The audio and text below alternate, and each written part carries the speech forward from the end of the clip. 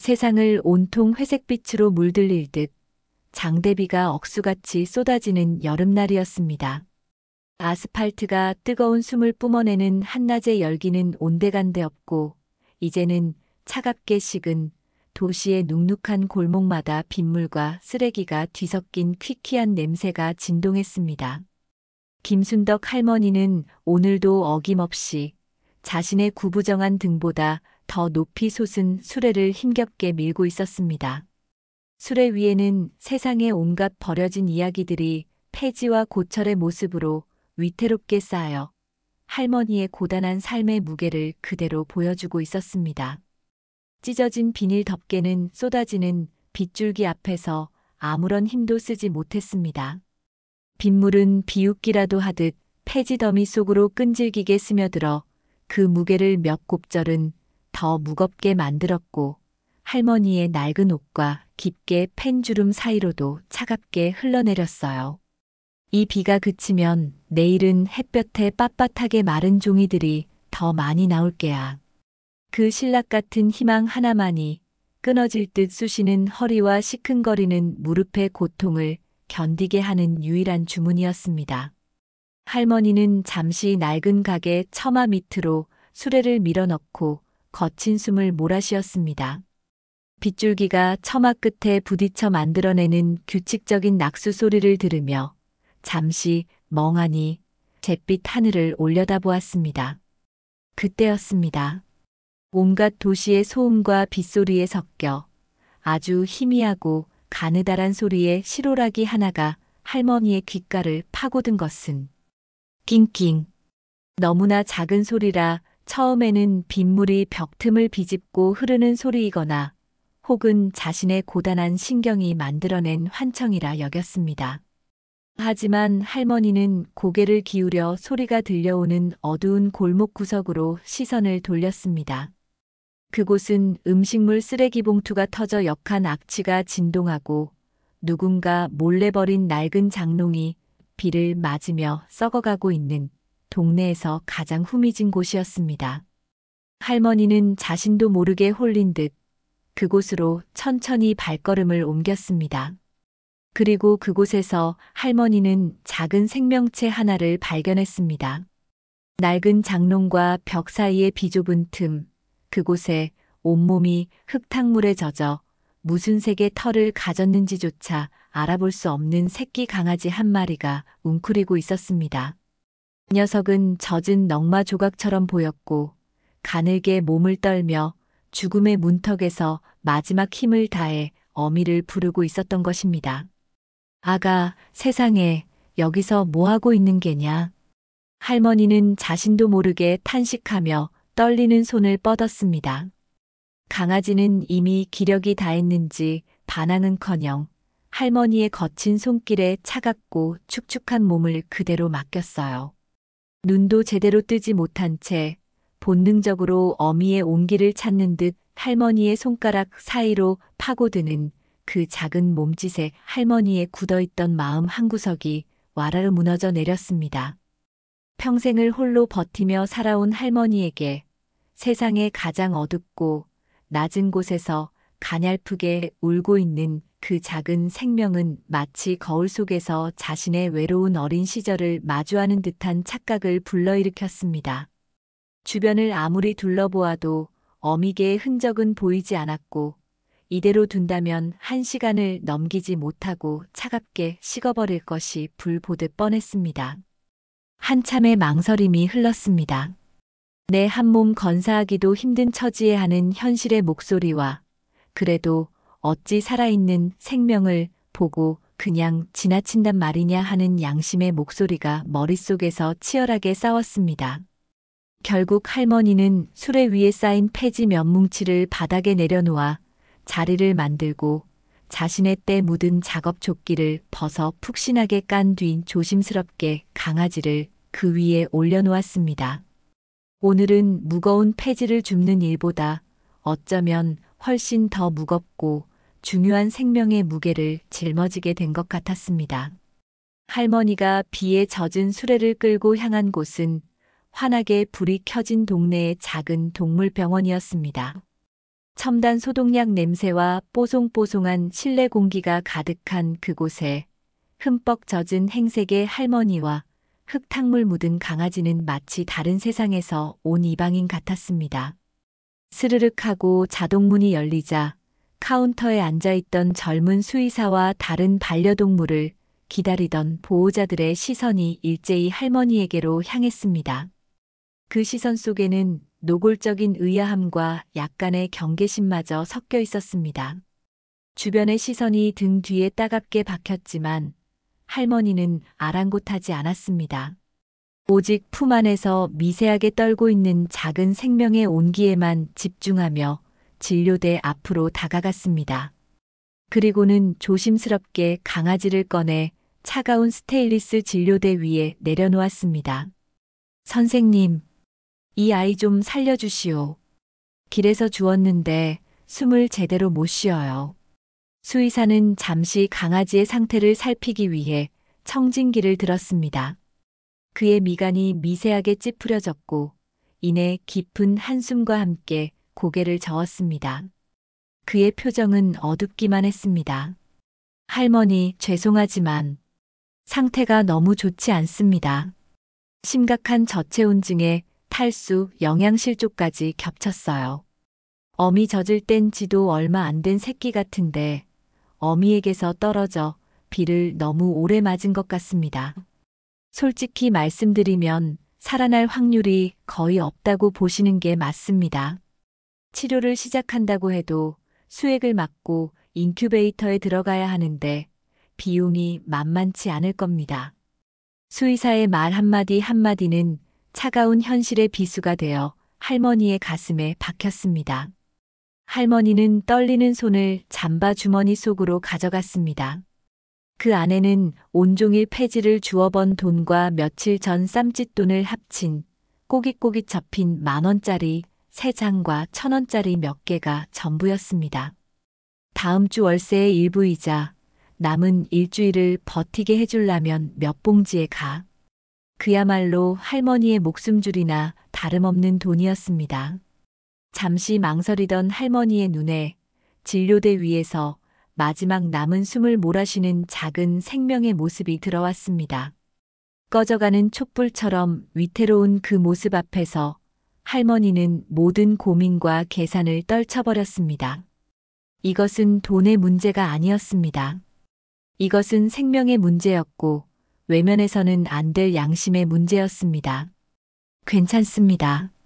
제가 가진 돈이 이것뿐인데 이걸로 할 수 있는 만큼만이라도 어떻게 좀 치료해 주세요. 제발 부탁입니다, 선생님. 할머니는 주머니 속의 돈을 전부 꺼내 수의사에게 내밀었습니다. 눅눅한 습기를 머금은 그 돈은 단순한 화폐가 아니었습니다. 할머니의 며칠치 끼니이자 고단한 삶을 버티게 하는 최소한의 희망이었고 그럼에도 불구하고 다른 생명을 구하고자 하는 위대한 사랑의 증표였습니다. 젊은 수의사는 돈과 강아지 그리고 간절한 눈빛으로 자신을 올려다보는 할머니의 얼굴을 번갈아 보았습니다. 그는 작게 한숨을 내쉬더니 이내 결심한 듯 고개를 끄덕였습니다. 할머니의 그 진심이 매일같이 생과 사를 마주하며 무뎌졌던 그의 마음을 움직인 것입니다. 응급처치를 받고 겨우 미약한 숨을 이어가게 된 강아지를 품에 안고 집으로 돌아온 할머니는 자신의 유일한 재산인 낡은 담요 위에 조심스럽게 녀석을 눕혔습니다. 수의사는 최선을 다했지만 여전히 오늘 밤을 넘기기 힘들 수도 있다고 마음의 준비를 하라고 말했습니다. 창밖에서는 여전히 비가 세차게 내리고 있었고 할머니의 작은 단칸방에는 스산하고 절망적인 기운마저 감돌았어요. 할머니는 젖은 수건으로 강아지의 더러운 몸을 정성껏 닦아주고 오래된 헤어드라이어에 가장 약한 바람으로 멀찍이서 따뜻한 온기를 불어넣어주며 밤새 곁을 지켰습니다. 아가, 힘을 내야 한다. 이렇게 가버리면 안 돼. 내가 너에게 좋은 이름을 지어줄게. 할머니는 강아지의 작은 머리를 쓰다듬으며 마치 기도를 하듯 속삭였습니다. 영원한 복덩이라는 뜻으로 영복이라고 부를게.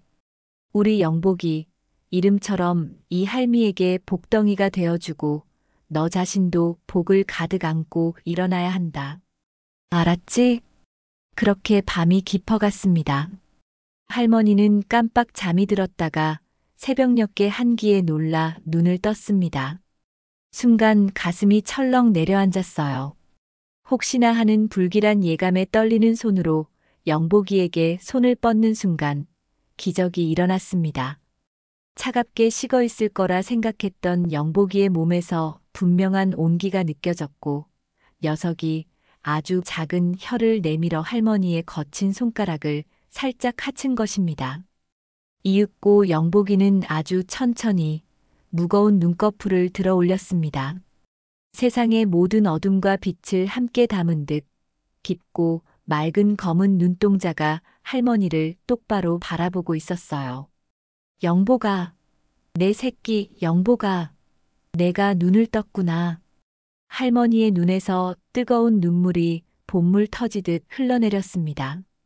그것은 슬픔의 눈물이 아닌 기쁨과 감사, 그리고 환희의 눈물이었습니다. 칠흑 같던 고독의 어둠 속에서 한 줄기 빛을 만난 듯 메마르고 버려졌던 할머니의 세상에 영복이라는 새로운 동반자이자 가족이 찾아온 운명적인 만남의 순간이었습니다. 이제 할머니는 더 이상 혼자가 아니었습니다.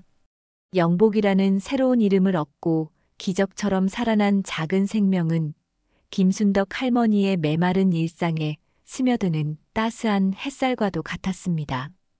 지독한 외로움이 머물던 단칸방은 이제 영복이가 꼬리를 흔들며 내는 경쾌한 소리와 할머니의 나지막한 웃음소리로 채워졌습니다. 하지만 행복의 무게는 현실의 고단함과 비례했습니다. 이제 할머니의 어깨 위에는 자신의 생계뿐만 아니라 하루가 다르게 쑥쑥 자라나는 영복이의 밥그릇까지 얹혀 있었습니다. 이 작은 온기를 지켜내기 위해 할머니는 이전보다 더 일찍 새벽찬 공기를 맞으며 집을 나서야 했고 가로등이 켜지고 세상이 잠들 준비를 할 때까지 눅눅한 폐지 더미를 뒤져야만 했습니다. 술의 무게는 날이 갈수록 더 무겁게 느껴졌고 언덕길을 오를 때면 몇 번이고 숨을 골라야 했습니다. 밤이 되면 쑤시는 허리와 시큰거리는 무릎을 주무르며 잠 못 이루는 날이 허다했어요. 하지만 그 고통의 끝에는 언제나 영복이가 있었습니다. 고된 노동을 마치고 집으로 돌아와 문을 열면 영복이는 세상을 다 얻은 듯 펄쩍펄쩍 뛰며 할머니를 반겼습니다. 그 까만 눈동자와 마주할 때면 하루의 피로가 눈 녹듯 사라지는 기분이었습니다. 할머니는 자신의 밥은 한술 덜어낼지언정 영복이의 밥그릇은 언제나 고봉으로 채워주었습니다. 따뜻한 물에 만밥을 허겁지겁 먹는 영복이의 모습을 그저 바라보는 것만으로도 배가 불렀고 세상 어떤 진수성찬도 부럽지 않았습니다. 영복이는 할머니에게 고된 현실을 버티게 하는 유일한 희망이자 살아 숨 쉬어야 할 분명한 이유가 되어주고 있었습니다. 그러나 할머니와 영복이가 느끼는 유대감과 달리 세상의 시선은 차갑고 무관심했습니다. 할머니가 영복이를 수레 한편에 태우고 동네를 다니기 시작하자 사람들의 불편한 수군거림이 등 뒤에 비수처럼 날아와 꽂혔습니다. 특히 동네 반장을 맡고 있던 깔끔한 성격의 박 여사는 어느 날 작정하고 할머니를 가로막고 섰습니다. 할머니, 제발 이러지 마세요. 온 동네 쓰레기통을 다 뒤지고 다니는 개를 이렇게 버젓이 끌고 다니시면 어떡해요? 애들 교육에도 안 좋고 무엇보다 비위생적이잖아요. 동네 사람들이 다들 쉬쉬하며 불편해하는 거 모르세요? 그녀의 목소리에는 경멸과 짜증이 가득 섞여 있었습니다. 할머니는 얼굴이 화끈거려 아무 대꾸도 할 수 없었습니다. 매일 밤 자신의 몸을 씻는 것보다 더 정성껏 영복이를 씻기고 빗질해 주었지만 폐지 줍는 할머니와 더러운 유기견이라는 사회적 낙인은 끈질기게 그들을 따라다녔습니다. 공원에서 아이들이 신기한 듯 영복이에게 다가오려 하면 기겁한 부모들이 달려와 아이의 팔을 낚아채며 어딜까. 저게 병균 덩어리일지 몰라. 가까이 가지 마. 라고 소리치는 장면을 몇 번이나 목격해야 했습니다.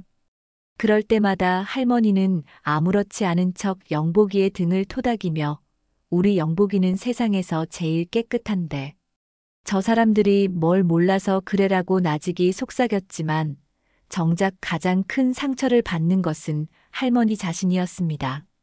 영복이를 향한 멸시의 시선은 곧 자신을 향한 것이었고 그 시선은 할머니의 자존감을 좀먹어 들어갔습니다. 엎친 데 덮친 격으로 2달치 월세가 밀리면서 할머니의 시름은 더욱 깊어졌습니다.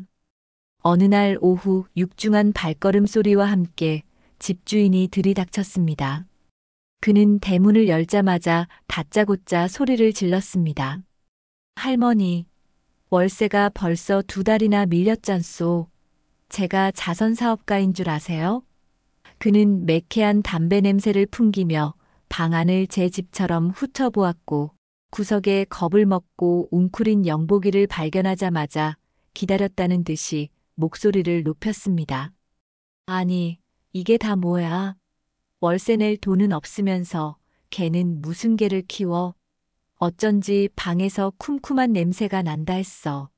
당장 그 개 내다 버리든지 아니면 이번 주까지 방 빼든지 둘 중 하나만 하시오. 집주인의 폭언에 할머니는 온몸의 피가 차갑게 식는 것 같았습니다. 영복이를 버리라는 말은 자신의 목숨을 버리라는 말과 같게 들렸습니다. 할머니는 아무런 대답도 하지 못한 채 죄인처럼 고개만 푹 숙였습니다. 집주인이 쿵쾅거리며 사라진 후 방 안에는 무거운 정적만이 남았습니다. 이 작은 방마저 잃으면 이 추운 겨울에 영복이를 데리고 어디로 가야 한단 말인가. 수십 년간 꿋꿋하게 버텨온 인생이었건만 오늘따라 세상이 원망스럽고 자신의 처지가 한없이 서러워 소리 없는 눈물이 뺨을 타고 흘렀습니다. 바로 그때였습니다. 할머니의 슬픔을 고스란히 느낀 것인지 영복이가 조용히 다가와 따뜻하고 축축한 혀로 할머니의 눈물을 핫아주었습니다. 그리고는 가만히 할머니의 무릎에 머리를 기대왔습니다. 그 작은 온기와 흔들림 없는 눈빛이 할머니에게 이렇게 말하는 듯 했습니다. 주인님, 제가 있잖아요. 아무 걱정 마세요. 제가 곁을 지킬게요. 할머니는 영복이를 힘껏 끌어안았습니다. 세상 모두가 자신을 손가락질하고 외면해도 이 작은 생명만큼은 온전히 자신의 편이라는 사실이 그 어떤 위로의 말보다 더 큰 힘이 되었습니다. 그래, 영복아. 내가 있는데 이 할미가 무서울 게 뭐 있겠니? 너와 함께라면 그 어떤 어려움도 다 이겨낼 수 있어. 꼭 이겨내고 말 거다 굳은 다짐과 함께 할머니는 영복이의 등을 토닥이며 기나긴 밤을 견뎌냈습니다. 할머니의 굳건한 다짐에 하늘이 응답이라도 한 것일까요? 영복이는 하루가 다르게 할머니의 든든한 동반자이자 수호자로 성장했습니다. 이제 녀석은 더 이상 수레에 얌전히 앉아만 있는 작은 강아지가 아니었습니다. 제법 늠름한 체격과 위풍당당한 걸음걸이로 할머니의 곁을 지켰고 그 영특함은 종종 할머니를 놀라게 했습니다. 특히 할머니의 수레를 지키는 데 있어서는 그 누구보다 뛰어난 경비견이었습니다. 어느 나른한 오후 할머니가 폐지를 정리하다 잠시 근처 공중화장실에 들른 사이였습니다. 그 틈을 노려한 젊은 남자가 주위를 두리번거리며 수레로 접근했습니다. 그는 수레에 실린 값비싼 구리 전선 뭉치를 발견하고는 욕심에 찬 눈빛으로 손을 뻗었습니다. 바로 그 순간 수레 밑 그늘에서 낮잠을 자던 영복이가 용수철처럼 튀어올랐습니다. 흐르르릉. 멍. 멍. 멍. 평소의 온순함은 온데간데 없고 등 털을 곤두세우고 날카로운 이빨을 드러낸 채 맹렬하게 지저댔습니다. 그 기세는 마치 거대한 맹수와도 같았어요.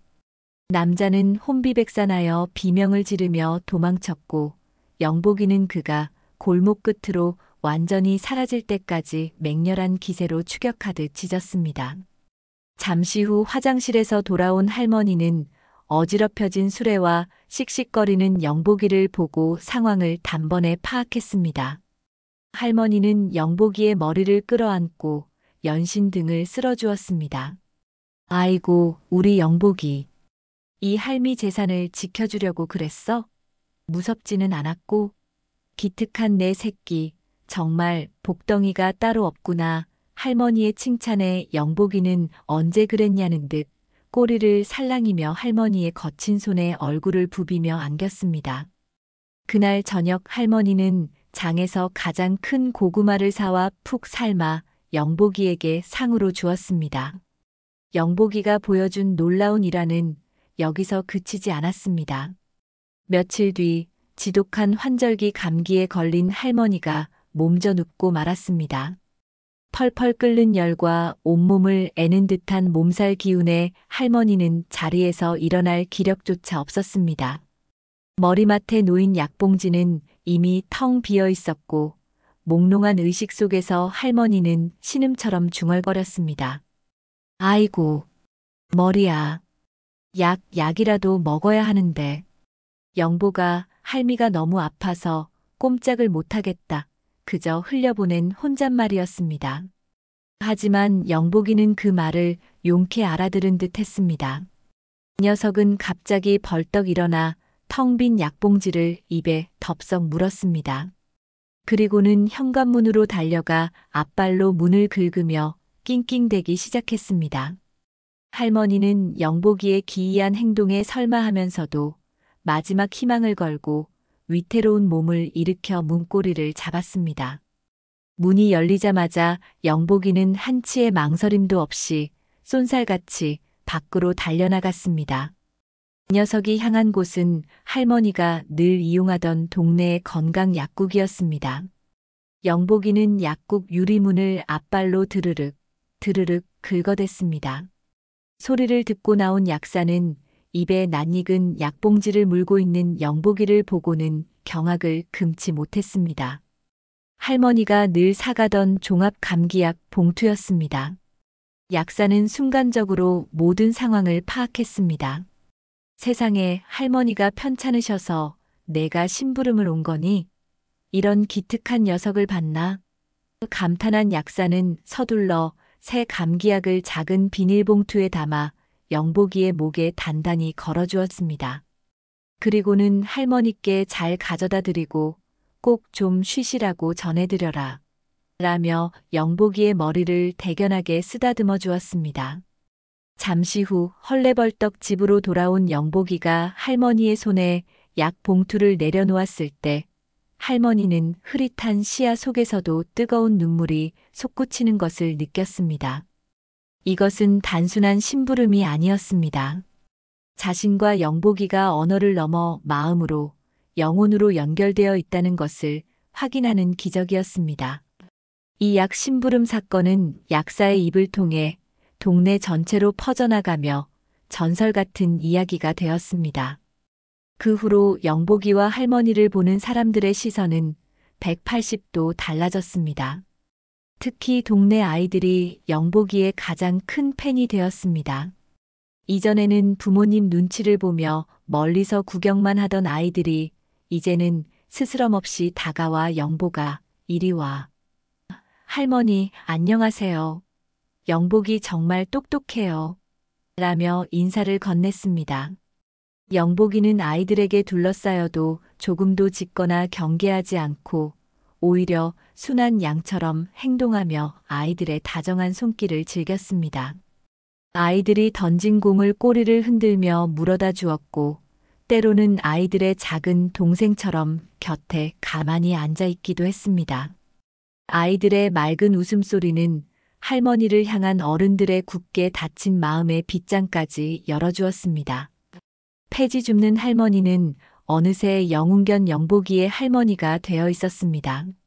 할머니의 집 앞은 영복이를 보러 오는 아이들로 늘 북적였고 할머니는 수십 년간 잊고 살았던 사람의 온기와 소소한 행복을 되찾았습니다. 외로움과 고단함으로 가득했던 할머니의 세상은 영복이로 인해 비로소 따뜻하고 충만한 기쁨의 공간으로 변해가고 있었습니다.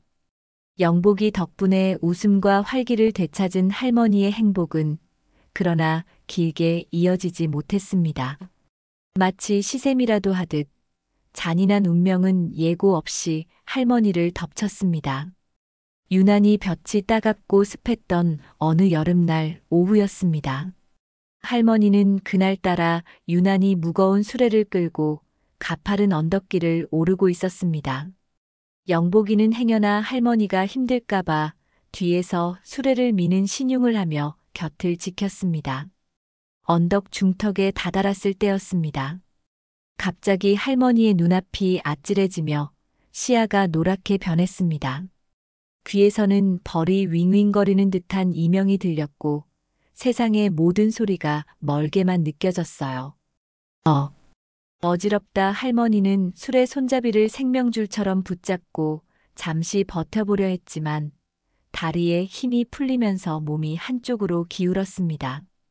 쿵 하는 둔탁한 소리와 함께 할머니의 몸은 아스팔트 바닥으로 무기력하게 쓰러졌고 의식은 깊은 어둠 속으로 가라앉았습니다.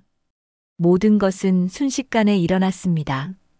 바로 옆에서 걷던 영복이는 쓰러져 미동도 없는 할머니의 모습에 세상이 무너지는 듯한 충격을 받았습니다. 녀석은 처음에는 할머니가 장난을 치는 줄 알고 코로 얼굴을 툭툭 치고 귀를 하치며 애교를 부렸습니다. 하지만 할머니의 몸은 차갑게 굳어만 갔습니다. 그제야 상황의 심각성을 깨달은 영복이는 공포에 휩싸였습니다.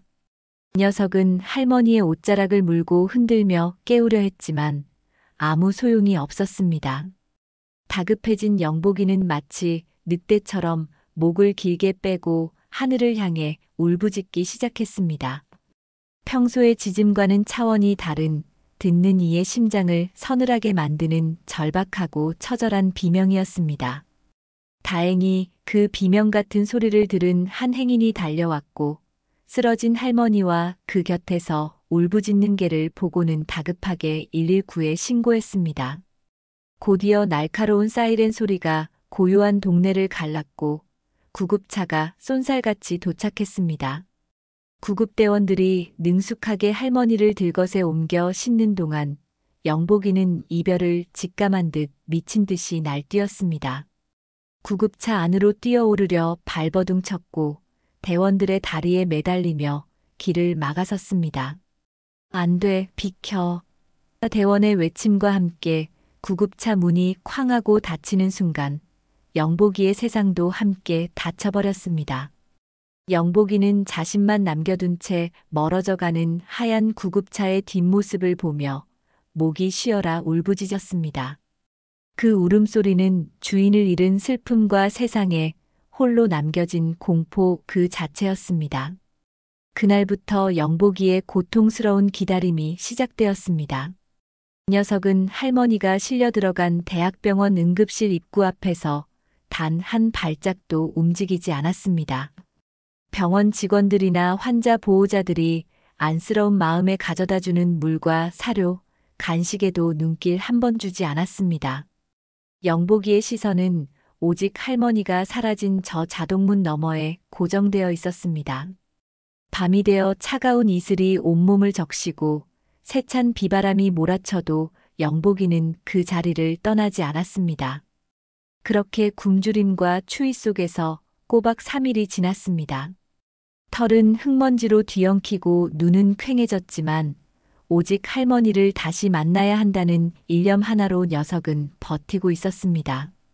영복이의 이 충직하고 애처로운 기다림은 병원 내에 빠르게 퍼져 오가는 이들의 발걸음을 멈추게 하고 모두의 마음을 아프게 했습니다. 한편 병실에서 겨우 의식을 되찾은 할머니는 자신의 몸 상태에 대한 의사의 설명을 듣고는 망연자실했습니다. 의사는 할머니가 아주 오랫동안 방치된 중증 당뇨병 환자이며 쓰러진 원인 역시 제때 관리를 하지 못해 발생한 고혈당 쇼크라고 설명했습니다. 앞으로 평생 매일 인슐린 주사를 맞아야 하고 평생 먹고 싶은 음식을 마음대로 먹지 못하는 엄격한 식이요법을 해야만 생명을 연장할 수 있다는 청천벽력 같은 진단이었습니다. 병원비와 약값에 대한 걱정보다 할머니의 마음을 더 무겁게 짓누른 것은 오직 영복이에 대한 생각이었습니다. 내가 없으면 우리 영복이는 밥은 누가 챙겨주며 잠은 어디서 잔단 말인가. 지금쯤 추위와 배고픔 속에서 나를 기다리고 있을 텐데. 할머니는 자신의 처지보다 영복이 걱정에 밤새 눈물로 베개를 적셨습니다. 앞으로 자신의 몸을 제대로 가누기도 힘든 상황에서 어떻게 영복이를 책임져야 할지 눈앞이 캄캄했습니다. 만약 내가 영영 일어나지 못하거나 영복이를 돌볼 수 없을 만큼 쇠약해진다면 그 끔찍한 상상은 할머니의 심장을 갈기갈기 찢어놓는 것 같았습니다.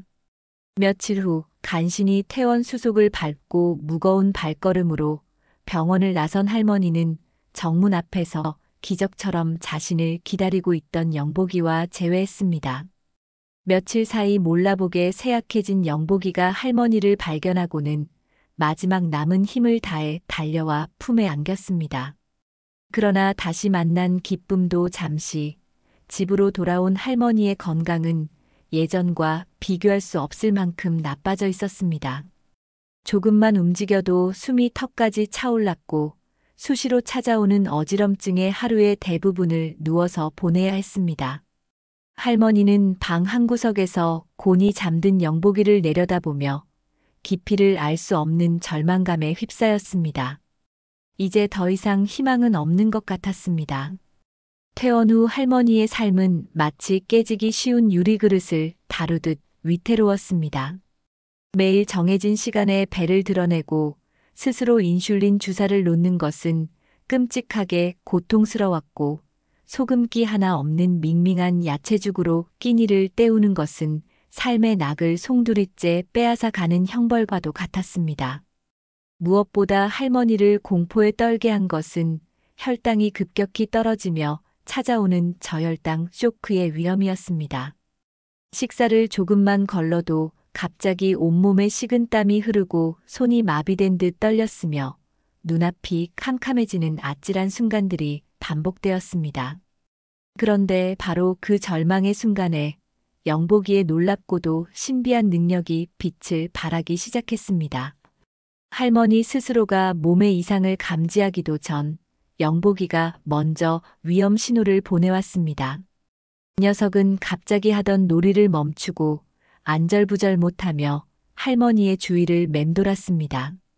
코로 할머니의 손과 다리를 툭툭 건드렸고 때로는 불안한 신음소리를 내거나 다급하게 지저대며 무언가를 알리려 애썼습니다. 처음 몇 번은 영복이가 그저 어리광을 부리는 줄 알았던 할머니도 그 직후 어김없이 찾아오는 저혈당 증세를 겪고 나서야 모든 것을 깨달았습니다. 영복이가 자신의 혈당 변화를, 즉 몸속에서 일어나는 위험한 화학적 변화를 미리 감지하고 있다는 경이로운 사실을 말입니다. 하루는 할머니가 약 기운에 취해 깜빡 깊은 잠에 빠져들었습니다. 의식하지 못하는 사이 혈당은 위험 수위까지 떨어지고 있었습니다. 그때 잠든 할머니의 곁을 지키던 영복이가 다급하게 행동하기 시작했습니다. 녀석은 할머니의 뺨을 미친 듯이 핥고 앞발로 가슴을 꾹꾹 누르며 깨우려 했습니다. 그것으로도 부족했는지 녀석은 머리맡 서랍장으로 달려가 앞발로 서랍을 긁어 열고는 의사가 비상용으로 처방해준 사탕 봉지를 입에 물어와 할머니의 입술에 가져다 대기까지 했습니다. 그 끈질긴 노력 덕분에 겨우 의식을 차린 할머니는 떨리는 손으로 사탕을 입에 넣었고 잠시 후 거짓말처럼 어지럼증이 가셨습니다. 할머니는 자신의 생명을 구해준 영복이를 끌어안고 한참 동안 흐느꼈습니다. 영복이는 더 이상 단순한 반려견이 아니었습니다. 할머니의 생명을 지키는 충직한 수호천사이자 그 무엇과도 바꿀 수 없는 기적이었습니다. 영복이가 주인의 혈당을 감지해 생명을 구한다는 이야기는 약국 심부름 사건과 함께 동네를 넘어 지역 사회 전체에 놀라운 화제거리가 되었습니다. 사람들은 말도 안 돼, 영화에나 나올 법한 이야기다, 신이 보낸 개가 틀림없다며 혀를 내둘렀습니다. 이 특별한 사연은 마침내 지역 신문사에 젊고 열정적인 김선준 기자의 귀에까지 들어가게 되었습니다. 어느 날 그는 카메라와 취재 수첩을 들고 할머니의 작은 방을 찾아왔습니다. 처음에는 그저 흥미로운 미담 정도로 생각했던 김 기자는 할머니의 소박하지만 진심 어린 이야기와 할머니의 눈빛 하나하나에 반응하는 영복이의 모습을 직접 목격하며 깊은 감명에 빠졌습니다. 그는 단순히 사건을 기록하는 것을 넘어 수십 년간 이어진 할머니의 고독과 영복이가 가져다준 구원, 그리고 그 둘 사이에 흐르는 깊은 영적 교감을 섬세한 필치로 담아내기 위해 노력했습니다. 신문 기사가 인쇄에 들어가기 며칠 전, 영복이는 자신의 비범함을 다시 한번 증명하며 동네의 영웅으로 떠올랐습니다. 새로 이사 온 집에 6살짜리 여자아이가 엄마가 짐을 푸는 사이 호기심에 집을 나섰다가 길을 잃는 사건이 발생했습니다. 해는 뉘엿뉘엿 저물어가고 아이 엄마의 울음 섞인 외침이 동네를 가득 메웠습니다. 동네 사람들이 모두 나와 아이를 찾아 헤맸지만 행방은 묘연했습니다. 그때 집 앞에서 이 소란을 듣고 있던 영복이가 갑자기 코를 땅에 박고 킁킁거리기 시작했습니다. 녀석은 아이 엄마에게 달려가 옷에 묻은 아이의 냄새를 한참 맡더니 망설임 없이 그녀의 옷자락을 물고는 어딘가로 이끌기 시작했습니다. 지푸라기라도 잡는 심정으로 사람들은 영복이의 뒤를 따랐습니다. 영복이는 익숙한 골목길을 지나 한 번도 가보지 않은 생소한 공사장으로 향했습니다. 그리고는 녹슨 철근과 시멘트 포대 더미 뒤에서 겁에 질려 웅크리고 앉아 울고 있는 아이를 정확히 찾아냈습니다. 아이가 무사히 엄마의 품에 안기는 감격적인 순간, 사람들은 일제히 영복이를 향해 환호와 박수를 보냈습니다. 그날 밤 할머니는 자신의 곁에 새근새근 잠든 영복이를 내려다보며 깊은 상념에 잠겼습니다. 빗속에서 떨고 있던 작고 가여운 생명. 그저 측은한 마음에 거두었을 뿐인데 이제는 자신의 목숨을 지켜주고 위기에 처한 이웃을 돕는 특별한 존재가 되었습니다. 영복이라는 이름이 마치 예언이라도 된 것처럼 할머니는 비로소 온 마음으로 깨닫게 되었습니다. 그날 비 오는 골목에서 자신이 영복이를 구한 것이 아니었다는 것을, 오히려 영복이가 고독하고 병든 자신을, 그리고 어쩌면 이 삭막한 세상을 구하기 위해 하늘이 보내준 선물이라는 것을. 영복이는 단순한 개가 아니었습니다. 희망의 또 다른 이름이었습니다. 김순덕 할머니와 영웅견 영복이의 이야기는 지역 신문이 한 귀퉁이를 장식하는데 그치지 않았습니다. 젊은 김선준 기자가 진심을 담아 쓴 기사는 인터넷을 통해 삽시간에 퍼져나갔습니다. 주인의 혈당을 감지하는 게 길 잃은 아이를 구한 영웅이라는 자극적인 제목 아래 할머니와 영복이가 서로를 의지하며 살아온 세월의 이야기는 삭막한 세상에 지친 사람들의 마음을 깊이 울렸습니다. 수많은 사람들이 기사를 공유했고 댓글창에는 응원과 감동의 메시지가 넘쳐났습니다. 그리고 그 기사는 마침내 운명처럼 한 사람의 눈에 띄게 되었습니다. 그의 이름은 이재혁 전직 베테랑 소방관이자 현재는 인명구조견 훈련센터의 소장이었습니다. 이재혁 소장은 젊은 시절 붕괴된 건물 잔해 속에서 자신의 목숨을 구해준 구조견 철웅이를 잊지 못하는 사람이었습니다.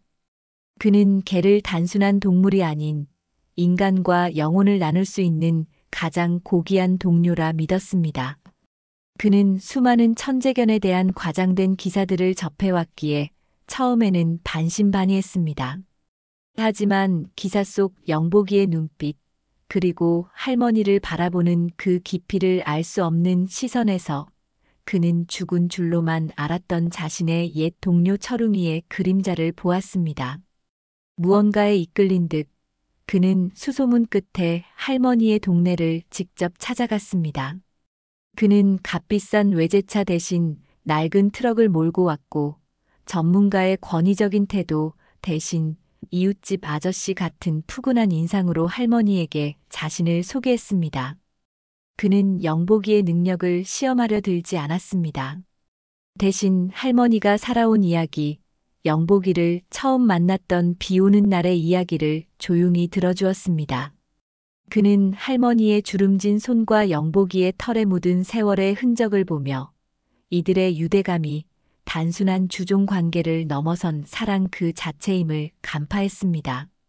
한참의 시간이 흐른 뒤 그는 조심스럽게 본론을 꺼냈습니다. 할머니, 제가 영복이를 보니 보통 아이가 아닙니다. 이 아이의 지능과 공감 능력은 훈련으로 만들어낼 수 있는 수준을 넘어섰어요. 이것은 하늘이 내린 재능입니다. 이재혁 소장은 영복이를 전문 인명 구조견으로 훈련시키고 싶다는 제안을 했습니다.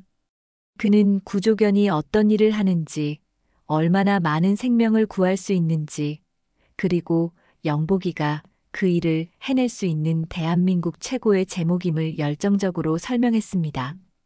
할머니는 가슴이 뛰었습니다. 자신의 복덩이, 자신의 전부인 영복이가 수많은 사람을 구하는 영웅이 될 수 있다니. 하지만 그 기쁨도 잠시, 할머니의 마음은 이내 차갑게 식어버렸습니다. 훈련은 곧 이별을 의미했습니다. 영복이 없는 삶, 그것은 할머니에게 다시 홀로 어둠 속에 갇히는 것과 같은 말이었습니다. 그녀는 차마 대답하지 못하고 입술만 달싹였습니다. 그날 이후 할머니의 마음은 지옥과 천국을 오갔습니다. 영복이의 빛나는 미래와 그를 떠나보내야 하는 슬픔 사이에서 갈피를 잡지 못하고 밤마다 뜬 눈으로 지새웠습니다. 극심한 스트레스는 가뜩이나 좋지 않았던 할머니의 건강을 급격히 악화시켰습니다. 결국 할머니는 다시 한번 어지럼증을 느끼며 방 안에 쓰러졌고 연락을 받고 달려온 이웃의 도움으로 겨우 병원을 찾게 되었습니다. 의사는 단호한 어조로 말했습니다. 할머니, 이 상태로는 정말 큰일 납니다. 당분간 모든 걸 내려놓으시고 병원에 입원해서 집중 치료를 받으셔야 해요. 이건 선택이 아니라 필수입니다. 장기 입원. 그 말은 할머니에게 사형 선고처럼 들렸습니다. 며칠 뒤 이재혁 소장이 다시 한번 할머니의 집을 찾았을 때 할머니는 이미 모든 것을 체념한 상태였습니다. 그런데 놀라운 일이 벌어졌습니다.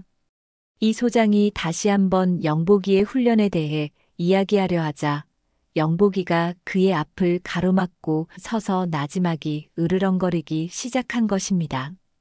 녀석은 할머니의 뒤로 바짝 붙어 마치 우리 주인님을 더 이상 괴롭히지 마시오라고 말하는 듯 이 소장을 노려보았습니다. 그 순간 할머니는 깨달았습니다. 영복이는 자신의 곁을 떠나고 싶어 하지 않는다는 것을. 하지만 동시에 깨달았습니다. 자신이 이기심 때문에 영복이의 위대한 미래를 그리고 영복이의 도움을 간절히 기다릴지 모를 수많은 생명을 외면하고 있다는 것을. 눈물이 비오듯 쏟아졌습니다. 할머니는 떨리는 손으로 전화기를 들고 이재혁 소장에게 전화를 걸었습니다. 소장님, 우리 영복이 잘 부탁드립니다. 수화기 너머로 할머니의 세상이 무너지는 소리가 들려왔습니다.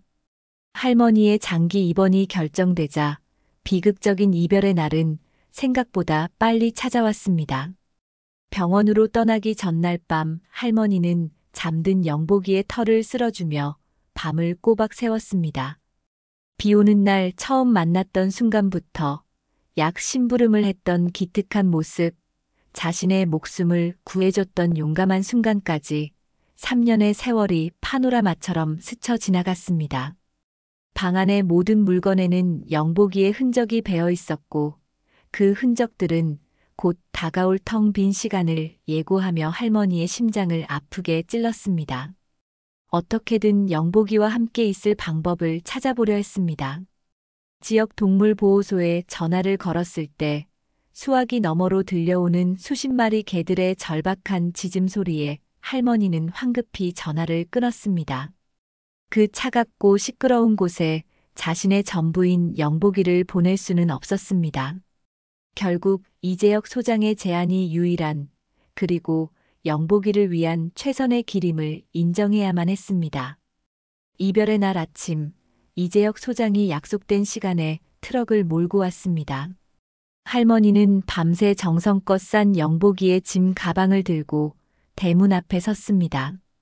영복이는 평소와 다른 무거운 공기를 감지했는지 할머니의 다리 사이로 파고들어 불안하게 낑낑거렸습니다. 이 소장이 영복이에게 목줄을 채우려 하자 녀석은 거세게 저항하며 할머니의 등 뒤로 숨어버렸습니다. 영복아, 가야 해. 가서. 훌륭한 개가 되어야 한다. 할머니는 애써 눈물을 삼키며 영복이를 달랬지만 목소리는 떨려 나왔습니다. 영복이는 그런 할머니의 마음을 아는지 모르는지 버티고 서서 한 발짝도 움직이려 하지 않았습니다. 결국 할머니는 가장 잔인한 선택을 해야만 했습니다. 영복이를 자신의 품에서 떼어내 이재혁 소장의 품으로 밀어 넣었습니다. 어서 가란 말이야. 이 할미 걱정은 말고 가서 많은 사람들 구해주렴. 그것이 내가 이 할미에게 해주는 가장 큰 효도다. 할머니의 외침에 영복이의 눈동자가 세차게 흔들렸습니다. 이 소장에게 안긴 채 트럭에 오르면서도 영복이의 시선은 오직 할머니에게 고정되어 있었습니다. 차 문이 닫히고 시동이 걸리고 차가 천천히 골목을 빠져나가는 내내 영복이는 앞발로 차창을 긁으며 애처롭게 울부짖었습니다. 할머니는 그 모습이 완전히 사라질 때까지 그 자리에 돌처럼 서서 소리 없이 눈물만 흘렸습니다. 영복이가 사라진 골목길은 순식간에 텅 비어버렸고 그 텅 빈 공간은 그대로 할머니의 마음속으로 들어와 버렸습니다. 그날 이후 두 친구의 시련은 각자의 공간에서 시작되었습니다. 이재혁 소장의 훈련소에 도착한 영복이는 극심한 분리불안 증세를 보였습니다. 최고급 사료도 푹신한 쿠션도 모두 거부한 채 캔넬 구석에 몸을 웅크리고 미세하게 떨기만 했습니다. 밤이 되면 할머니를 찾는 영복이의 구슬픈 울음소리가 훈련소 전체에 울려 퍼졌습니다. 며칠 뒤에는 캔넬의 잠금 장치를 스스로 풀고 탈출해 훈련소 정문 앞에서 할머니가 사라진 길목을 하염없이 바라보다 발견되기도 했습니다. 이재혁 소장은 영복이를 억지로 훈련시키지 않았습니다. 그는 그저 녀석의 곁을 묵묵히 지키며 그 깊은 슬픔이 가라앉기를 기다려주었습니다. 한편 병원에 입원한 할머니의 상태도 좋지 않았습니다. 영복이가 없는 병실은 숨막히는 감옥과도 같았습니다. 눈을 감으면 차창을 긁으며 울부짖던 영복이의 모습이 떠올라 잠을 이룰 수 없었고 입맛이 없어 식사도 번번이 거르기 일쑤였습니다. 담당 의사와 간호사들은 치료에 집중하지 못하고 나날이 우울감에 빠져드는 할머니를 보며 안타까워했지만 그 어떤 위로의 말도 할머니의 귓가에 닿지 않았습니다. 할머니의 시간은 영복이가 떠난 그 순간에 멈춰버린 듯 했습니다. 그렇게 두 친구는 서로를 미치도록 그리워하며 각자의 고통 속에서 힘겨운 밤들을 견뎌내고 있었습니다. 떨어져 있는 시간은 두 친구에게 고통이었지만 동시에 각자를 성장시키는 단련의 과정이기도 했습니다. 훈련소의 영복이는 이재혁 소장의 끈기 있는 기다림과 교감 속에서 서서히 마음의 문을 열기 시작했습니다. 이 소장은 영복이에게 강압적인 명령을 내리는 대신 할머니의 냄새가 밴 낡은 스웨터를 가져다주며 녀석을 안정시켰습니다. 그는 훈련을 일이 아닌 놀이로 접근했고 영복이의 뛰어난 지능과 공감 능력을 칭찬하며 자신감을 심어주었습니다. 결정적인 변화는 모의 재난 훈련 현장에서 일어났습니다. 무너진 건물 잔해 속에 갇힌 연기자가 고통스럽게 살려주세요. 라고 외치는 소리를 듣는 순간 영복이의 눈빛이 돌변했습니다. 그 외침은 과거 할머니가 길 위에서 쓰러졌을 때의 절박한 상황을 떠올리게 했습니다. 주인을 구해야 한다는, 누군가를 도와야 한다는 녀석의 본능이 마침내 슬픔을 이기고 깨어난 것입니다. 그날 이후 영복이는 훈련에 놀라운 집중력을 보였습니다. 후각, 청각, 장애물 통과, 복종 훈련 등 모든 분야에서 타의 추종을 불허하는 압도적인 재능을 선보이며 훈련소의 모든 교관과 동료 훈련견들을 경탄시켰습니다. 영복이는 더 이상 할머니만 기다리는 슬픈 개가 아니었습니다. 자신의 사명을 깨닫고 그 사명을 향해 달려가는 예비 영웅으로 거듭나고 있었습니다. 그리고 마침내 영복이에게 첫 실전 임무가 주어졌습니다. 주말 산행에 나섰다가 실족하여 계곡 아래로 추락한 등산객을 찾는 일이었습니다. 폭우로 수색이 난항을 겪고 있었고 구조의 골든타임이 얼마 남지 않은 절박한 상황이었습니다. 헬기를 통해 수색 현장에 투입된 영복이는 빗속을 뚫고 미친 듯이 산을 누비기 시작했습니다.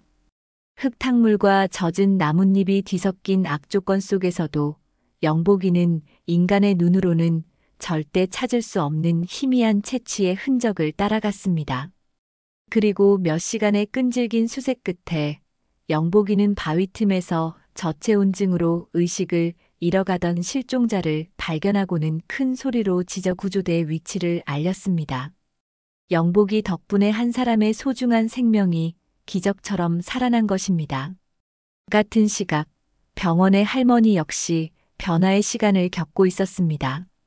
처음에는 삶의 의욕을 모두 잃고 치료를 거부하던 할머니는 한 젊은 간호사의 정성 어린 설득과 격려에 조금씩 마음을 열었습니다. 어느 날 오후 간호사가 병원 휴게실에 텔레비전을 틀어주며 말했습니다. 할머니, 뉴스 좀 보세요. 지난번 그 강아지 이야기 나오는 것 같아요. 텔레비전 화면에는 헬기에서 내리는 늠름한 모습의 영복이와 구조된 등산객의 가족들이 눈물을 흘리며 영복이를 쓰다듬는 장면이 나오고 있었습니다. 앵커는 흥분된 목소리로 영복이를 나라를 구한 영웅견이라 칭송했습니다. 할머니는 자신의 눈을 의심했습니다. 화면 속에 저 위풍당당하고 자랑스러운 개가 자신이 비 오는 날 거두었던 그 작고 초라했던 강아지라니. 눈물이 하염없이 흘러내렸습니다. 하지만 이번 눈물은 슬픔의 눈물이 아니었습니다. 대견함과 자랑스러움, 그리고 깊은 사랑이 담긴 뜨거운 눈물이었습니다. 자신의 이별과 고통이 헛되지 않았음을, 영복이가 자신보다 더 크고 위대한 일을 해내고 있음을 확인한 순간이었습니다. 그날 이후 할머니는 달라졌습니다. 재활치료에 누구보다 적극적으로 참여했고 식사도 꼬박꼬박 챙겨 먹으며 건강을 되찾기 위해 필사적으로 노력했습니다. 영복이에게 부끄럽지 않은 주인이 되어야 한다는, 그리고 다시 만나는 날 건강한 모습으로 녀석을 힘껏 안아주어야 한다는 새로운 목표가 생겼기 때문입니다. 그렇게 두 친구는 비록 서로 다른 공간에 있었지만 각자의 자리에서 서로를 그리워하며 재회의 날을 향해 한 걸음 한 걸음 최선을 다해 나아가고 있었습니다. 시간은 흘러 어느덧 계절이 4번 바뀌고 차가운 바람이 부는 가을이 되었습니다. 할머니는 1년이라는 긴 병원 생활을 마침내 끝마치게 되었습니다. 꾸준한 치료와 재활 노력 덕분에 혈당은 안정적으로 관리되었고, 이제는 혼자서도 가벼운 산책을 할 수 있을 만큼 건강을 회복했습니다. 퇴원 수속을 밟던 날, 할머니의 손은 설렘과 기대로 미세하게 떨리고 있었습니다. 그동안 낡고 닳도록 보아온 영복이의 활약상 스크랩북을 품에 꼭 안고 있었습니다. 이제 드디어 꿈에 그리던 영복이를 만나러 가는 날이었습니다. 김선준 기자가 할머니를 위해 기꺼이 운전대를 잡았습니다. 그는 할머니와 영복이의 사연을 처음 세상에 알린 장본인으로서 이들의 감격적인 재회의 순간을 함께하고 싶어 했습니다. 차창 밖으로 익숙한 도시의 풍경이 지나고 낯선 시골길로 접어들수록 할머니의 심장은 주체할 수 없이 빠르게 뛰었습니다. 영복이가 나를 알아볼까? 1년이나 지났는데 나를 잊어버렸으면 어떡하지? 온갖 기대와 불안이 교차하는 동안 차는 마침내 푸른 잔디밭이 펼쳐진 인명구조견 훈련센터에 도착했습니다. 이재혁 소장이 환한 미소로 할머니를 맞이했습니다. 그의 안내를 받아 훈련장으로 들어서는 순간 할머니는 숨을 멈췄습니다. 넓은 훈련장에서는 여러 마리의 셰퍼드와 리트리버들이 훈련에 한창이었습니다. 하지만 할머니의 눈에는 그 어떤 개도 들어오지 않았습니다. 오직 자신의 영복이를 찾고 있었습니다. 바로 그때 훈련장 한쪽 끝에서 교관과 함께 복종 훈련을 하던 검은 털의 개 한 마리가 우뚝 그 자리에 멈춰 섰습니다. 영복이었습니다. 녀석은 훈련에 집중하던 중 바람을 타고 날아온 아주 익숙하고 그리운 냄새에 모든 동작을 멈춘 것입니다. 영복이는 고개를 들어 냄새가 시작된 곳을 향해 코를 벌름거렸습니다. 그리고 저 멀리 꿈속에서도 수없이 그렸던 자신의 주인이 서 있는 것을 발견했습니다. 시간은 찰나와 같았지만 두 친구에게는 영원처럼 느껴지는 순간이었습니다. 정적이 흘렀습니다. 이윽고 영복이의 입에서 깽 하는 기쁨과 슬픔이 뒤섞인 단말마의 비명이 터져나왔습니다. 그것을 신호로 영복이는 모든 것을 박차고 할머니를 향해 질주하기 시작했습니다. 녀석은 마치 검은 탄환처럼 잔디밭을 가로질렀습니다. 1년의 세월이 무색하게 영복이는 조금도 망설이지 않았습니다. 영복아! 할머니의 외침이 터져나오는 것과 동시에 영복이가 할머니의 품으로 뛰어들었습니다. 할머니는 그 강력한 충격에 뒤로 넘어질 뻔했지만 영복이를 놓치지 않기 위해 온 힘을 다해 껴안았습니다. 1년 만에 다시 느껴보는 영복이의 체온, 심장 박동, 그리고 축축한 혀의 감촉. 할머니는 영복이의 목을 끌어안고 아이처럼 소리내어 울었습니다. 영복이 역시 할머니의 얼굴과 목을 쉴 새 없이 핥으며 기쁨과 반가움의 낑낑거림을 멈추지 않았습니다. 그 모습은 단순한 주인과 개의 재회가 아니었습니다. 생이별을 겪었던 가족이 영혼의 반쪽이 다시 하나가 되는 눈물겹고도 성스러운 의식이었습니다. 그 광경을 지켜보던 이재혁 소장과 김선준 기자, 그리고 훈련소의 모든 사람들의 눈시울도 붉게 젖어들었습니다.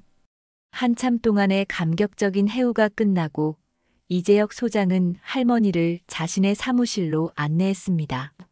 그는 그동안 영복이가 이뤄낸 눈부신 활약상들을 하나하나 설명해 주었습니다. 산사태에서 매몰된 일가족을 구한 이야기, 짙은 안개 속에서 조난당한 대학생들을 찾아낸 이야기 등 영복이가 구한 생명은 벌써 10손가락을 훌쩍 넘어서고 있었습니다. 사무실 한쪽 벽에는 영복이에게 감사하는 내용의 편지들과 구조된 사람들이 영복이와 함께 찍은 사진들이 가득 붙어 있었습니다. 할머니는 비로소 자신의 작은 선행이 얼마나 큰 기적의 씨앗이 되었는지를 깨달았습니다. 자신의 전부였던 영복이가 이제는 수많은 사람들의 희망이자 영웅이 되었다는 사실에 가슴 벅찬 뿌듯함과 감사가 밀려왔습니다. 두 친구는 다시 함께할 수 있게 된 것에, 그리고 서로가 서로에게 더 큰 자랑이 되었다는 사실에 감사하며 행복의 눈물을 흘렸습니다. 할머니와 영복이의 감동적인 재회 이야기는 김선준 기자의 후속 보도를 통해 다시 한번 세상에 알려졌습니다. 이에 감동한 수많은 독자들과 기업들의 후원이 답지하기 시작했습니다.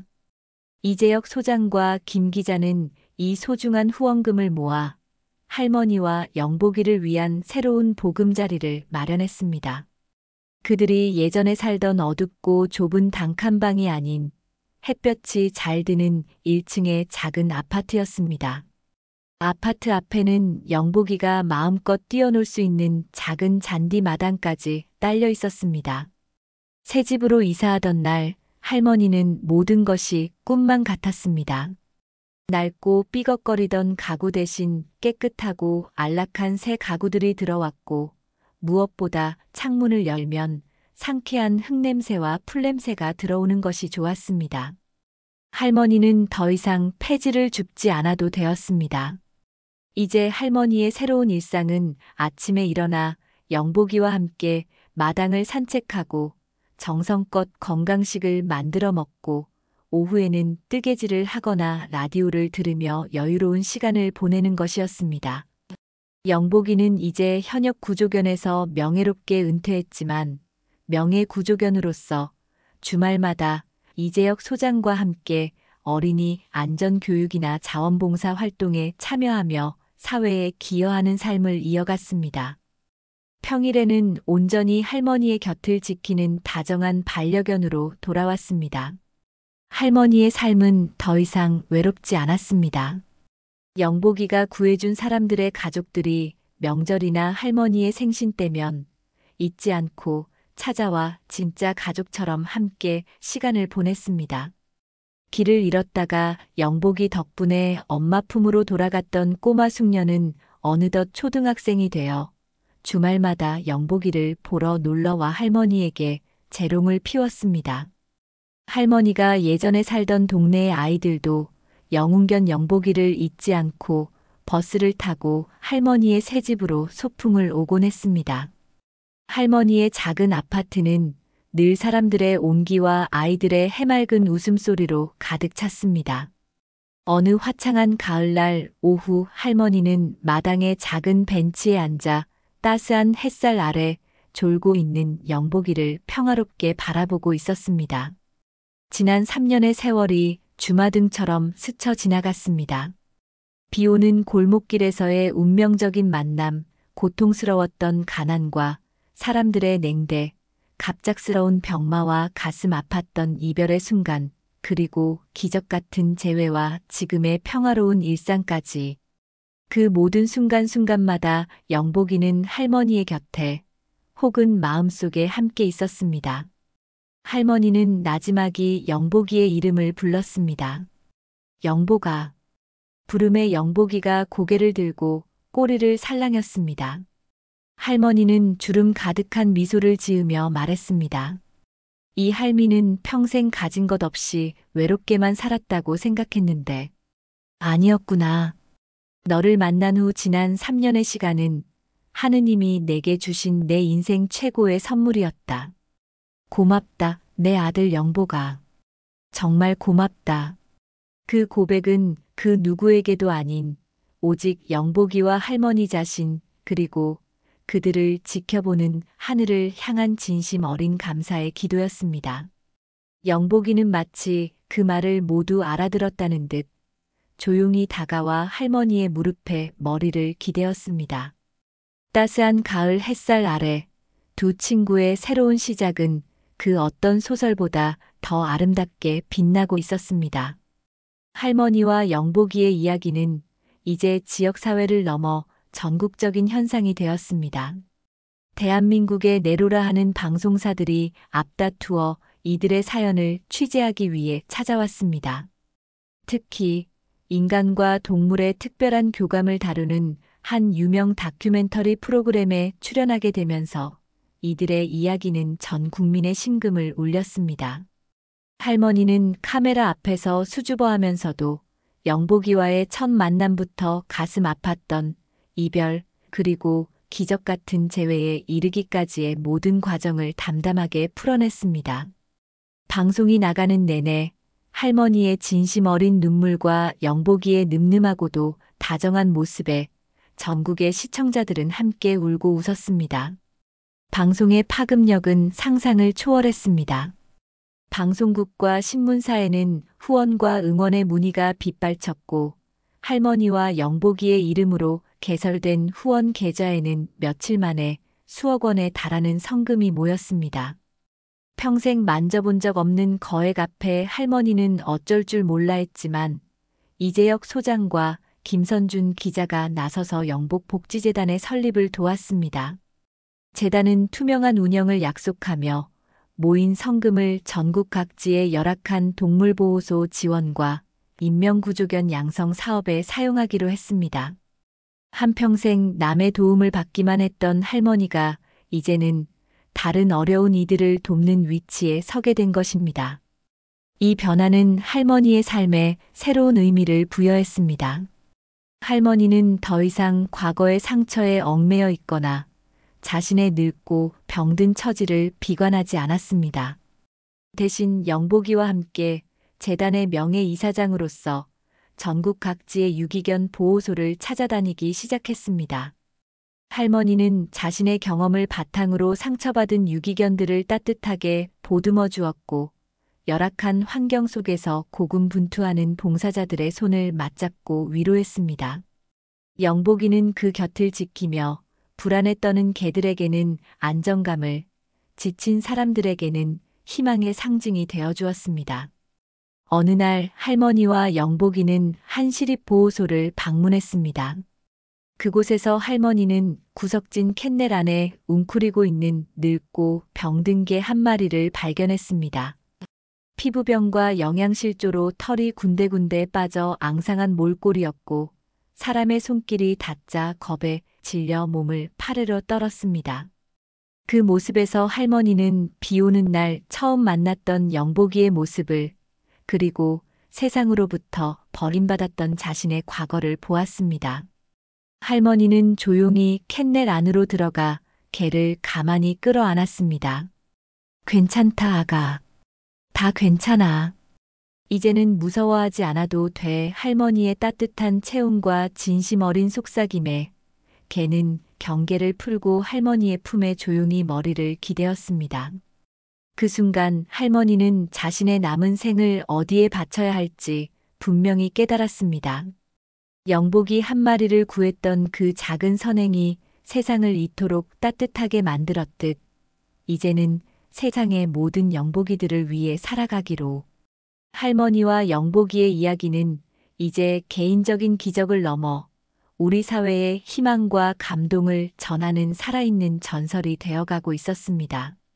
영복복지재단의 활동은 우리 사회의 선한 영향력의 물결을 일으켰습니다. 재단의 첫 번째 프로젝트는 전국 유기동물 보호소 환경 개선 사업이었습니다. 할머니와 영복이가 직접 방문했던 그 낡고 비위생적이던 시립보호소부터 시작되었습니다. 재단의 지원금으로 낡은 캔넬은 튼튼하고 위생적인 새 것으로 교체되었고 차가운 시멘트 바닥에는 푹신한 단열재가 깔렸습니다. 소식을 들은 자원봉사자들의 발길이 전국 각지에서 이어졌습니다. 영복이가 구조했던 등산객의 아들은 자신의 건축 기술을 재능 기부했고 길 잃었던 아이의 부모는 주말마다 찾아와 청소를 도왔습니다. 현장에는 언제나 할머니와 영복이가 함께했습니다. 할머니는 봉사자들을 위해 따뜻한 밥을 지어 대접했고 영복이는 공사 현장을 어슬렁거리며 꼬리를 흔들어주는 것만으로도 지친 사람들에게 큰 힘이 되어 주었습니다. 영복이는 이제 더 이상 위험한 재난 현장에 투입되지는 않았지만 새로운 방식의 구조 활동을 펼치고 있었습니다. 재단은 병원과 협력하여 동물 매개치료 프로그램을 시작했고 영복이는 그 중심에 있었습니다. 소아암 병동의 아이들은 영복이의 부드러운 털을 만지며 고통스러운 항암 치료의 스트레스를 잠시나마 잊을 수 있었고, 외로운 요양병원의 어르신들은 영복이의 재롱을 보며 수십 년 만에 처음으로 환한 웃음을 터뜨렸습니다. 영복이는 육체적인 구조를 넘어 사람들의 상처받은 마음과 외로운 영혼을 치유하는 존재로 그 역할이 확장되고 있었습니다. 한편 이 모든 기적의 시작을 기록했던 김선준 기자는 오랜 취재 끝에 한 권의 책을 출간했습니다. 책의 제목은 내 인생의 선물, 영복이었습니다. 책에는 할머니와 영복이의 만남부터 재회, 그리고 그 이후의 이야기까지 모든 여정이 고스란히 담겨 있었습니다. 김 기자는 할머니뿐만 아니라 이재혁 소장, 동네 약사, 이웃 주민들, 구조된 사람들의 가족들까지 모두 인터뷰하며 하나의 작은 선행이 어떻게 거대한 희망의 네트워크를 만들어내는지를 생생하게 그려냈습니다. 책은 출간되자마자 베스트셀러가 되었고, 인쇄 전액은 영복복지재단에 기부되었습니다. 이제 할머니와 영복이의 이야기는 입에서 입으로 전해지는 일화를 넘어 영원히 지워지지 않는 활자로 기록되어 더 많은 사람들의 가슴 속에 희망의 씨앗을 심어주게 되었습니다. 그들의 이야기는 이제 그들만의 것이 아닌 우리 모두의 이야기가 되어 세상을 더욱 따뜻하게 만들고 있었습니다. 몇 년의 세월이 흐른 어느 늦여름, 또다시 장대비가 쏟아지는 날이었습니다. 그날따라 할머니는 무릎이 유난히 쑤셔 벤치에 앉아 창밖을 하염없이 바라보고 있었습니다. 빗줄기를 보니 영복이를 처음 만났던 그 운명적인 날이 어제 일처럼 생생하게 떠올랐습니다. 바로 그때 재단 사무실에서 다급한 전화 한 통이 걸려왔습니다. 비를 쫄딱 맞은 한 여고생이 상자를 들고 재단을 찾아왔는데 누구의 말도 듣지 않고 무작정 할머니를 만나게 해달라며 울고 있다는 것이었습니다. 할머니는 한달음에 재단으로 향했습니다. 재단 로비 구석, 흠뻑 젖은 교복 차림의 한 여학생이 작은 종이 상자를 부들부들 떨리는 손으로 끌어안고 있었습니다. 학생의 눈은 퉁퉁 부어 있었고 온몸에서는 절망과 슬픔이 느껴졌습니다. 할머니는 조용히 학생에게 다가가 어깨를 감쌌습니다. 학생은 할머니의 얼굴을 확인하자마자 참았던 울음을 터뜨리며 말했습니다. 할머니, 제발, 얘들 좀 살려주세요. 어젯밤에 누가 비 오는 골목에 버리고 갔어요. 어미도 없이, 눈도 못 떴는데, 병원에 데려갔더니 돈이 없으면 안 된다고. 제가 가진 돈이 이것밖에 없어서 학생은 주머니에서 꼬깃꼬깃한 1,000원짜리 몇 장을 꺼내 보였습니다. 그 순간 할머니는 시간을 거슬러 과거의 자신과 마주한 듯한 강렬한 충격을 받았습니다. 비 오는 골목, 죽어가는 작은 생명, 그리고 주머니 속에 마지막 남은 돈을 움켜쥐고 어쩔 줄 몰라 하던 자신의 모습이 학생의 모습 위로 겹쳐 보였습니다. 운명의 수레바퀴가 돌고 돌아 다시 한번 같은 자리로 돌아온 것입니다. 할머니는 학생의 손을 따뜻하게 잡아주며 말했습니다. 아가, 울지 마라. 내가 내 마음 다 안단다. 나도 예전에 너와 똑같았거든. 할머니는 즉시 이재혁 소장과 김선준 기자에게 연락했습니다. 그들은 재단의 협력동물병원에 연락해 최고의 의료팀을 준비시켰습니다. 상자 안에는 태어난 지 일주일도 채 되지 않은 새끼 고양이 3마리가 서로의 체온에 의지한 채 가쁜 숨을 몰아쉬고 있었습니다. 할머니는 자신의 차에 학생과 고양이들을 태우고 직접 병원으로 향했습니다. 차 안에서 할머니는 학생에게 자신의 이야기를 들려주었습니다. 영복이를 처음 만나 병원으로 데려갔던 이야기, 돈이 없어 망설였던 이야기, 그리고 그 작은 생명이 자신의 인생을 어떻게 바꾸어 놓았는지에 대한 이야기를. 학생은 할머니의 이야기에 눈물을 흘리면서도 점차 안정을 되찾았습니다. 병원에 도착한 고양이들은 곧바로 집중 치료에 들어갔고 다행히 3마리 모두 목숨을 건졌습니다. 모든 비용은 영복복지재단에서 지원했습니다. 할머니는 학생에게 재단에서 장학금을 지원할 것을 약속하며 대신 주말마다 보호소에 와서 봉사활동을 하며 생명의 소중함을 배울 것을 제안했습니다. 학생은 몇 번이고 고개를 숙여 감사 인사를 했습니다. 그날 이후 학생은 재단의 가장 성실한 봉사자가 되었습니다. 할머니는 그 학생을 친손녀처럼 아끼며 자신이 받았던 사랑과 위로를 아낌없이 되돌려 주었습니다. 그것은 단순한 도움을 넘어선 희망의 계승이었습니다. 비 오는 날 하나의 생명을 구하고자 했던 작은 마음이 또 다른 생명을 구하는 더 큰 마음으로 이어진 기적의 고리가 완성되는 순간이었습니다. 다시 몇 해의 세월이 흘렀습니다. 할머니의 머리카락은 이제 온통 하얀 서리로 뒤덮였고 걸음걸이는 예전보다 훨씬 느려졌습니다. 영복이 또한 노년기에 접어들었습니다. 늠름했던 주둥이 주변으로 희끗희끗한 털이 자라났고 예전처럼 우다다 뛰어다니는 일도 줄었습니다. 하지만 두 친구의 눈빛은 세월의 흐름 속에서 더욱 깊고 평화로워졌으며 서로를 향한 사랑은 한치의 변함도 없었습니다.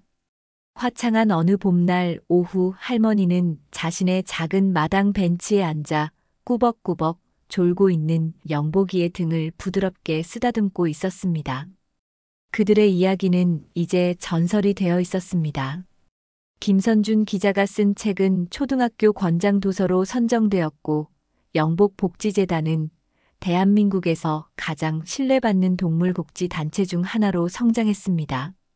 할머니를 찾아왔던 그 여고생은 재단의 장학금으로 수의대에 진학하여 이제는 재단 협력병원에서 인턴 수의사로 일하며 새로운 생명을 살리고 있었습니다. 이 모든 변화의 중심에는 늘 할머니와 영복이가 있었습니다.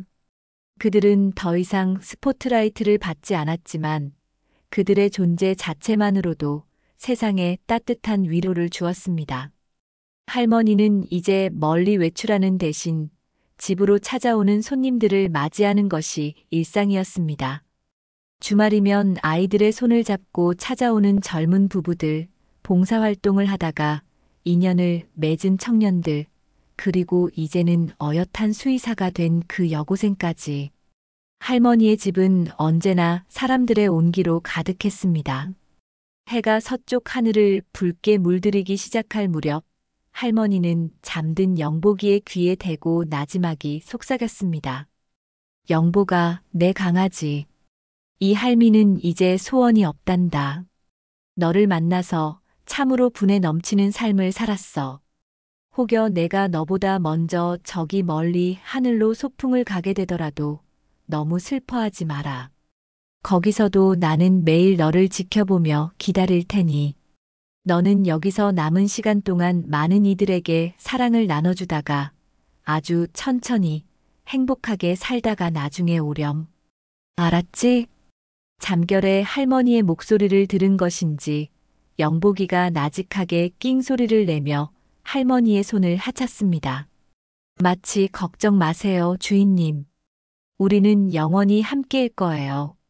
라고 대답하는 것 같았습니다. 할머니는 영복이를 끌어안고 붉게 물든 하늘을 바라보았습니다. 비 오는 날 시작되었던 한 할머니와 버려진 강아지의 기적.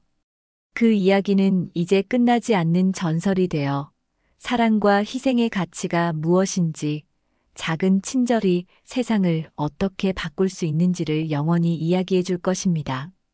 해가 지고 어둠이 내렸지만 두 친구의 마음속에는 그 어느 때보다 밝고 따뜻한 사랑의 등불이 꺼지지 않고 빛나고 있었습니다.